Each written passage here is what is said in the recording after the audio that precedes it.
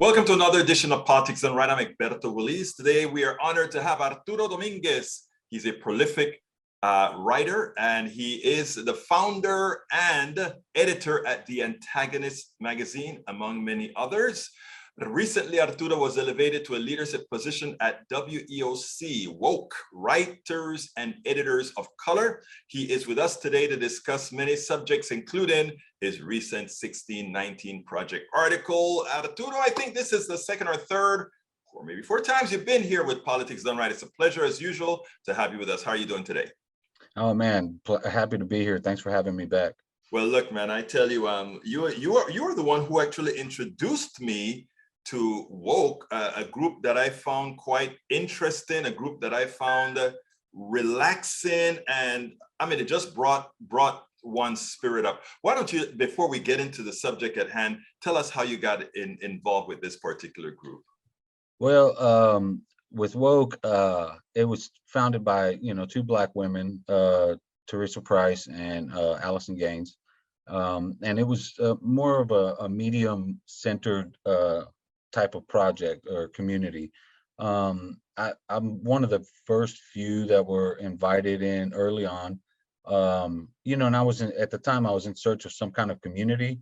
I've been a member of writer groups that were predominantly white, and it's hard to, when you're doing anti-racism work and touching on things that others don't normally touch on, they're uncomfortable. So being in a group that was very Anglo-centric made it difficult. There's a lot of pushback. I mean, instantly get kicked out for no reason, things like that. So when I came across this, and it was very early on, one of the editors at Medium, Adrienne Gibbs, who's a member of the group, she quickly supported it. And then Quintessa got involved, and LA Justice got involved with managing our case for the 1619 Project.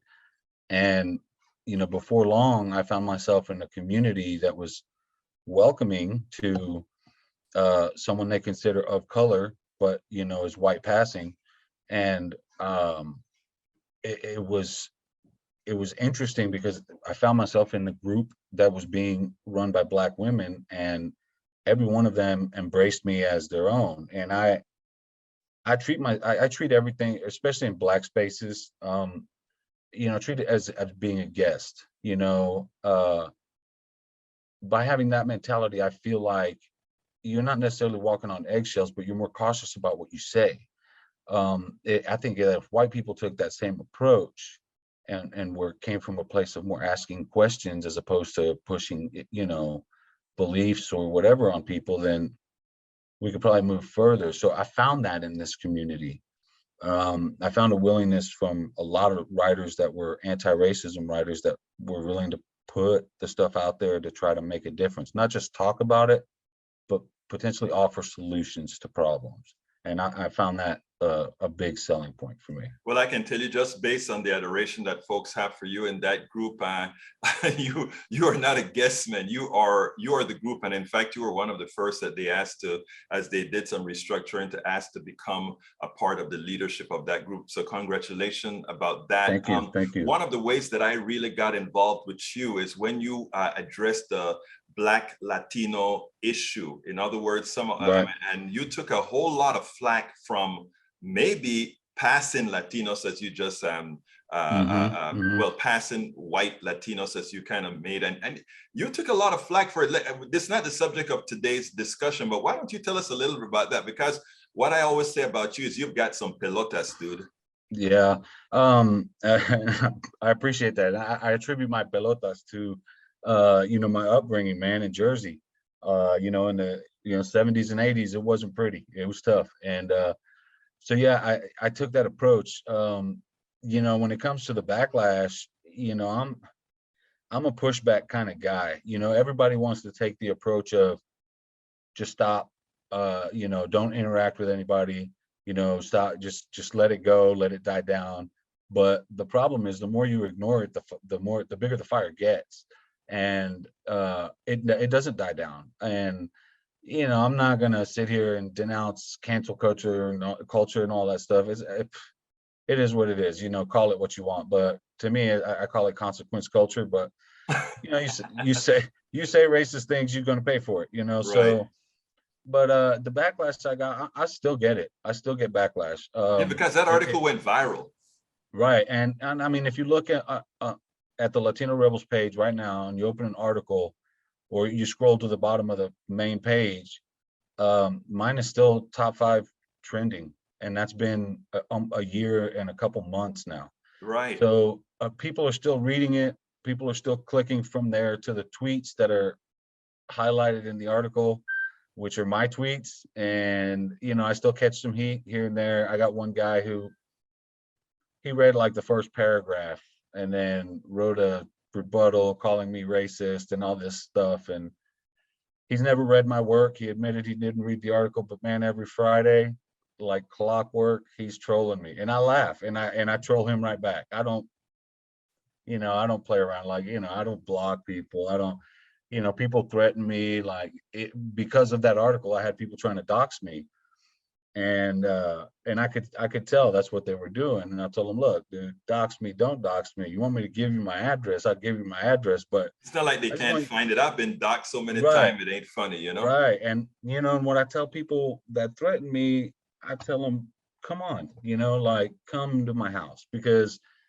you might think I'm some fragile liberal or whatever, but I probably have more guns than you. So, you know what I mean? Like, and that's what I tell people. I'm like, go ahead, dude. I dare you. I'm waiting for you to come to my door. Okay. So just come. Yeah, I mean, these come. guys are generally just mouthpieces. You and I want That's to. it. Every now Right. and then you have the crazy that really goes through with these things. Yeah. And I think Yeah. that you just have to be always watchful, and whether you're a writer or not, you always have to be watchful. Now, tell me a little bit about at Woke. You are a part of the 1619 project submission of articles, and you submitted a recent article with respect to Latinos in 1619. Why don't you tell me a little bit about that?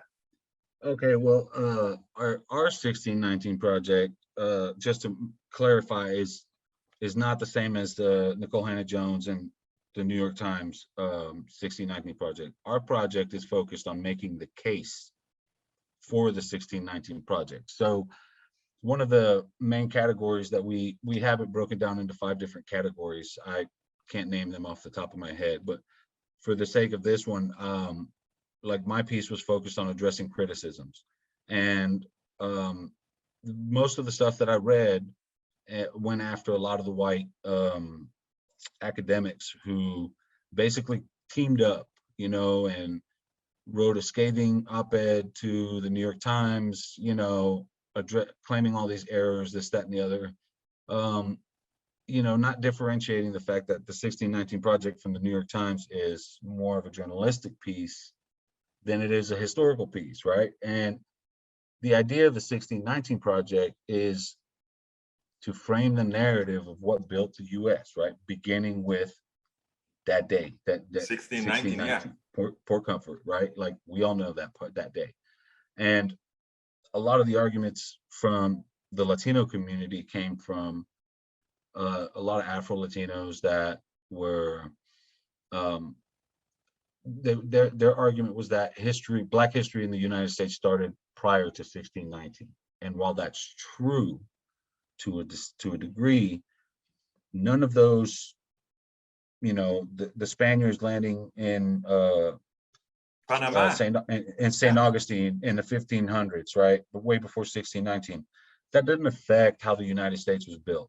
It didn't. It happened. Nobody's denying it happened. But the 1619 project's focus is, from that day in Port Comfort, is how today's American capitalist society lives. And we all know that the capitalism in the United States can only thrive on exploited labor. Mm-hmm. And without the slave labor force, you have, what I've heard people refer to as wage slaves, which is basically, you've got all these Latinos working the fields, harvesting food, feeding the nation, and they're not only being paid dirt, but they're being treated like dirt.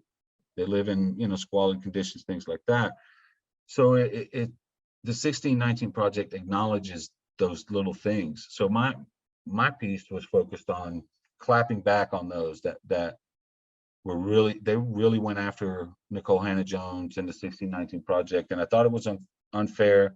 And I also thought it was in bad faith. I thought the arguments were disingenuous, because they failed to read just the main entry point to the 1619 Project, which essentially discusses that it's a living document. It may have some errors, and there may be a few things missing here and there, but for the sake of focusing on on U.S. history and what it's become today, that's what they're missing. You see, they're Let me ask you something, because I think you in stating that, in one of the statements that you just made, I think you may have co-opted to saying there were in fact some errors in the 1619 Project as written by Hannah-Jones. Is that really the case, or is just the who tells the history that really makes these errors? I honestly think it's a little of both. There were a couple of errors, and it was really just, like, for context, they needed to add a word here or something like that, So, and these were corrected at the New York Times, right? Right. These were corrected and addressed, per journalistic integrity, that the edits were made, that was brought to their attention. But when you read, if you just focus on the one scathing op-ed that was published at the New York Times, and they addressed it directly, which I commend them for. They even gave those guys space to talk their trash. But if you read that, I think that's more focused on, I feel like it's more focused on who's telling the history. Exactly. And that's what I wanted to get at, because right. I think too often, even the parts of history that one interprets, it is subject to interpretation. Did the Americans commit genocide in America or not? Yes, they would say, well, they attacked us, and we'll say, well, you took their land. That's it. So it's a matter of who tells the story. Anyhow, so I mean, now, do you think that the Latinos, the Afro Latinos that came against Hannah-Jones on these articles were pretty much used, wanted, because we always have that problem, right? You get a Candace Owen or this new guy that wrote a book about wokeness or whatever it is he wrote about. I can't remember his name right now. Are these guys just being used for their hue, for their color, as a weapon, as a person that they can say, look, even this guy thinks you're wrong? I know a lot of people pointed to that. I can't say that the motivations of some of the Afro Latinos, and some, from the academic community and stuff too, I can't say that their motivations were anything like that, but I do know that you saw a lot of people point to these individuals and say, look, here's somebody else that disagrees with it too, and they're Black, and again, they're failing to realize the difference between being an Afro Latino and being Black in America. There's a big cultural divide there. Like in my article, I mentioned how certain religions from Central and Western Africa still live and still thrive in Latin America, all over the place, from Cuba to Colombia. Well, in the U.S., aside from like areas in Louisiana, that identity's not there. There's no history of that. Santeria and all these other things, it's all wiped out. So so the Black community, that's why they're Black, and they're not Congolese or what have you. It's because all of that stuff was erased. Right. So, for Afro Latinos, like in Cuba, there's, direct connections to parts of Western Africa and things, and they celebrate that. And, people don't realize it, but, Cuba's a majority, Black, and Cuba, Brazil, and several other Latin American countries. Yeah. Caribbean countries. Yeah. Right. They're predominantly Black. And they understand where, they came from. They understand that how their religions eventually mixed with Catholicism. That's how you got Santeria. And I mean, again, Santeria was born of, Western African spiritualism and, blended with a little bit of Catholicism because, that's what the slaves had to do to make it acceptable to the priests. They had to inject a piece of Catholicism so that, the priests are like, cool, you're worshiping Jesus, fine. Right. And that's how those religions were born. You don't have that here in the US. And, that's why I feel like, I don't know, Allison one day mentioned me being pro-Black, and I've never considered Explain who myself to be Allison is first of pro-Black. all for the audience. Because Allison is one of the founders of Writers and Editors of Color, Allison Gaines. And we were in a chat one day, just, I don't remember what we were discussing, but she mentioned that I was, pro-Black Latino writer. And I never saw myself that way, but once she mentioned it, it kind of opened up like another door where I was looking at my work from that light. And I thought, I guess I am a pro-Black Latino writer. Because, at the end of the day, when I ended my 1619 Project article, and I have it pulled up, but I said at the very end, I said, because without Black people, the American dream wouldn't exist. In a sense, everyone owes them for that, even the immigrants and Afro Latinos. Even the Afro Latinos, exactly. Right. So yeah, that's kind of how I feel about it. And I get from that aspect, being that we owe them first, and we owe the indigenous people first before anybody else. And if you look at it from that perspective, then you can begin to understand, why we need to uplift them first. Well, you call it, maybe Allison calls it pro-Black. I find you to be a writer, an author that actually just goes out there and tells things the way they need to be told. Because again, too often, and you upset folk in just about every single group. So it's like you're an equal opportunity offender. Latinos, Blacks, whites, everybody. And that is the art of that shows an art form from a writer who really means what they're talking about and one should take seriously. Well, last question here as we come close to the end. Congratulations again for your ascendance at woke. And I won't call you pro-Black. I'll just call you pro-humane. And secondly, last question is always, what would you have liked me to ask you? You've been with me before, so that question is coming. What would you have liked me to ask you that I didn't? And I don't know why I'm never prepared for this one. Because I wanted to discuss, the Writers and Editors of Color group. We did that. Go ahead, the article. Please. But yeah, it's an interesting. I like it because in the Writers and Editors of Color group, we do a lot of things, a lot of projects. Like we do the Black History 365 project, which we write about little known Black history, throughout the year. It doesn't have to just be, Black History Month. The case for the 1619 project has been pretty exciting. We've gotten the attention of Nicole Hannah-Jones. She retweeted my article, and I have to give her credit because I think it was because of her that it blew up, because there was a lot of talk in the Black community and on Black Twitter and in Black spaces about my article, and most of it was positive. And a lot of people were surprised that any Latinos even spoke out against the 1619 project, because a lot of things in the Latino community stay in the Latino community. It's weird like that. But so yeah, I really enjoyed the project. I enjoy the community, and growing the community. It's a lot of fun. Yeah, if I could think of what you didn't ask me about, because we did do the White Latinos thing, but I guess maybe about police accountability, because I do a lot of that. Cops hate me too, but I also have a lot more cop friends than I ever had before.